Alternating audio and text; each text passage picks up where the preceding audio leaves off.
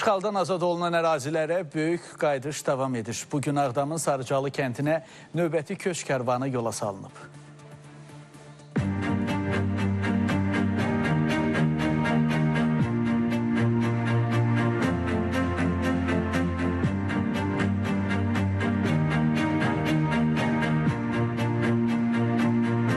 Ağdam rayonunun yenidən qurulmuş Sarıcalı kəndinə bu mərhələdə 35 ailə, 158 nəfər köçürülüb. Köçürülən ailələrdən 16-sı Bakı şəhərindən, 14-ü Ağdam, 3-ü Yevlax, ikisi isə Ağcabədi rayonlarındandır.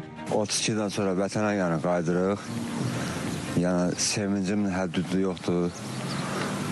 Allah prezidentin canını sağ eləsin.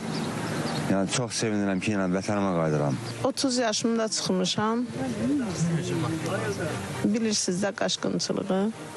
İndi çox gözəl ümidlə gedirik elimizə, obamıza. Kitablarda falan oxuyurduq, görürdük, maraqlı gəlirdi, gedib görmək istəyirdik. Ora belə olub, maraqlı gəlirdi bizə ki, necə yerdi, indi inşallah gedib görədik. Burada saxlayırdım da quşlarımı da. Arzulayırdım ki, aparım Qarabağda, özümlə aparım, orada saxlayayım quşlarımı, bala götürüm, saxlayayım, sürdüm.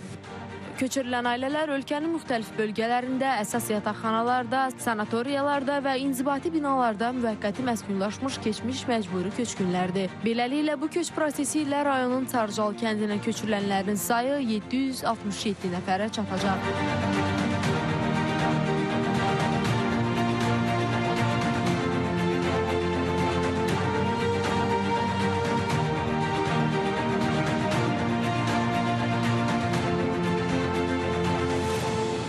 Sarıcalı kəndinə yola salınan növbəti köç kərvanı çatıb, mənzillərin açarları sakinlərinə təqdim edilib.